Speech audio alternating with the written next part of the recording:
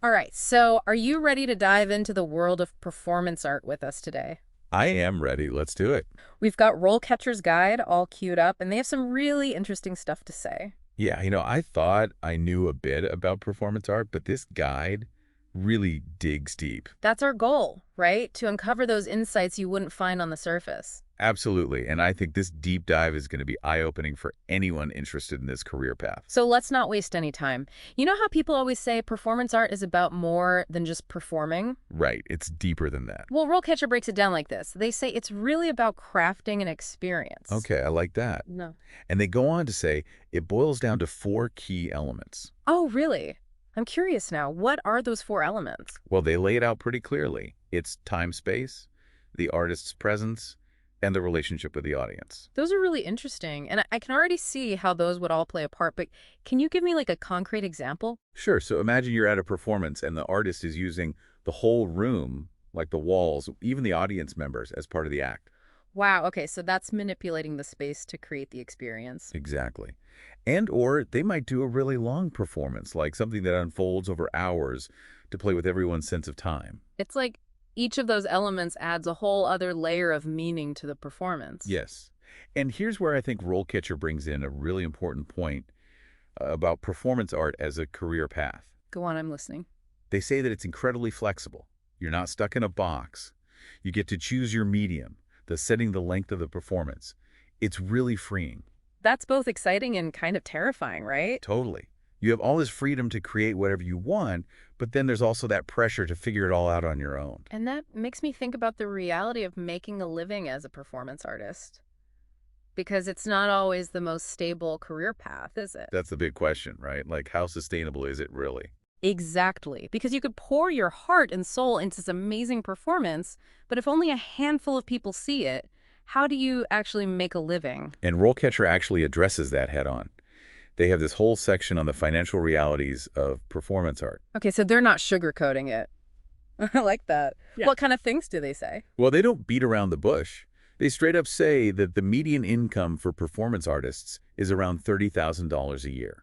Wow. Okay, so we're not exactly talking about a get-rich-quick scheme here. No, definitely not. Hmm. It's more about being resourceful, finding creative ways to supplement your income, and really being passionate about your art. It's like they're telling aspiring performance artists to be realistic about the challenges, but to also not give up on their dream. Exactly. And they even talk about how online platforms are changing the game, like Patreon, where artists can connect with their fans and get direct support. That's so interesting how things are changing. And I think it's really responsible of RoleCatcher to present both sides of the coin, the creative freedom and the financial realities. I agree. They're not just painting a rosy picture. They're giving you the full picture. Okay, so we've talked about the challenges, but let's talk about the skills you need to succeed as a performance artist, because obviously talent is important, but what else are we talking about? Well, one thing that RoleCatcher emphasizes is the importance of communication skills.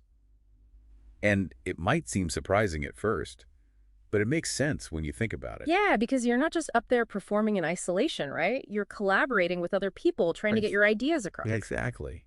You need to be able to talk to other artists, technicians, potential funders, people who might want to give you a space to perform, and you need to be able to articulate your vision clearly. So it's not just about being a great performer, but also a great communicator. Exactly. And you know how sometimes artists are stereotyped as being these solitary creatures? Yeah, like they're off in their own world creating. Well, RoleCatcher's research actually found that a whopping 84% of performance artists consider collaboration to be essential to their creative process. Wow, 84%. That's huge.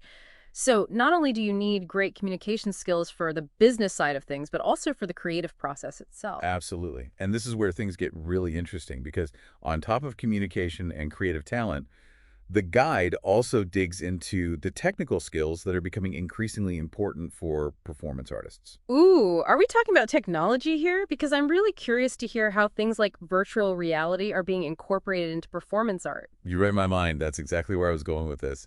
So before we jump into all of that tech stuff, what exactly are we talking about when we say a technical foundation for performance art? You might be surprised to hear this, but RoleCatcher found that 84% of performance artists say a strong foundation in fine arts is essential. Wait, 84%? That's the same number who said collaboration is key. You're saying that knowing your art history and theory is just as important as being able to work well with others. It's super important, and RoleCatcher really emphasizes that They actually share a really cool example of an artist who used forced perspective in their performance. Oh, I love forced perspective. I've seen photos where people use it to make it look like they're holding up the Leaning Tower of Pisa. Exactly. It's a really cool technique. And this artist drew inspiration from Renaissance painting techniques that use forced perspective to Right. create this mind-bending visual illusion. Okay, that is really cool. So it's like by having this deep knowledge of art history and theory, it actually allows you to be more creative and innovative in your work. Exactly. You have this whole other well of inspiration to draw from. It's like having a secret language you can use to communicate your ideas. I love that analogy. Okay, so we've got communication skills, artistic knowledge, and now we're layering on technology.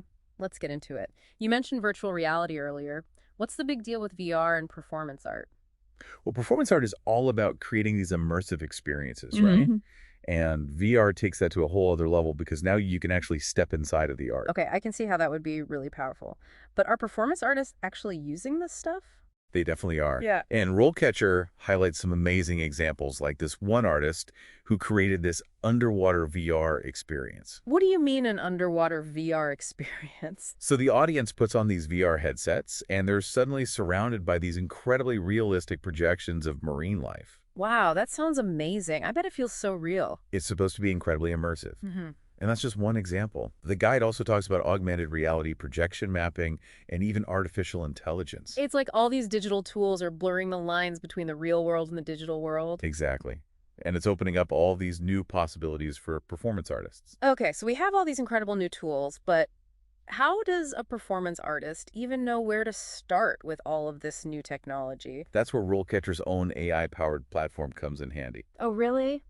Tell me more. So their platform is designed to help artists at all different stages of their careers. Mhm. And one of the things it does is connect them with opportunities that require these tech skills we've been talking about. So, like, instead of just seeing a general call for performance artists, you might see a listing specifically for a VR performance artist. Exactly. It's about connecting artists with the opportunities that are the best fit for their skills. Hmm. It goes beyond just job listings, too. Oh, how so? Their AI can actually analyze an artist's portfolio, their online presence, even their application materials. Wow, that's really cool. And I bet that kind of feedback is super helpful. It's like having a digital mentor in your back pocket. And for more experienced performance artists who want to start incorporating these technologies into their work, RoleCatcher offers workshops and resources to help them. So they really have thought of everything. It's amazing to see how technology is being used to support artists in such a real and practical way. Okay, so we've talked about the skills you need and how technology is playing a role, but RoleCatcher also lays out these different career stages for performance artists. What can you tell us about that? So when you picture a typical career path in performance art, what are some of those stages that RoleCatcher outlines? Well, they're really careful to say that there's no one right way to do it, but they do give a general framework for how a career might go. And at the entry level, they say it's all about getting experience.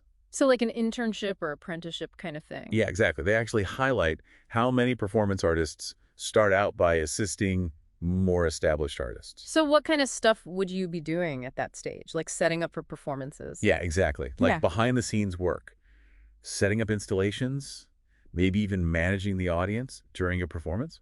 Interesting. So you might not be the one in the spotlight, but you're still a crucial part of the performance. Right. And you're learning by watching how the more experienced artists approach their work. It's all about soaking it all in. Exactly. And then as you start to gain more experience and make connections, you might find yourself collaborating on bigger projects, maybe even leading a team. That makes sense. Because now you're not just responsible for your own performance anymore. Exactly. You're managing budgets, applying for grants, coordinating with other artists.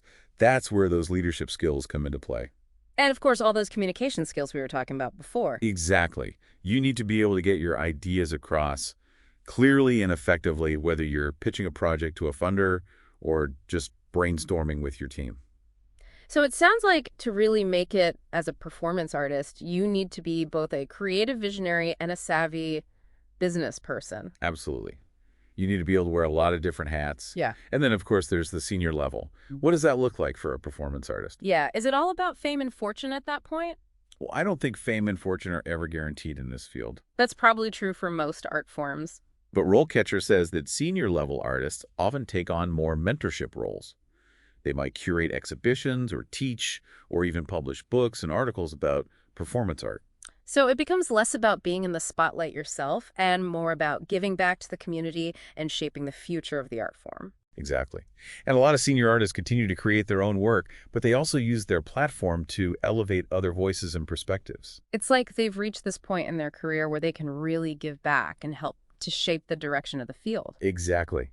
And it's inspiring to see how these artists are using their platform to make a difference. It really has been an incredible journey exploring the world of performance art with you today.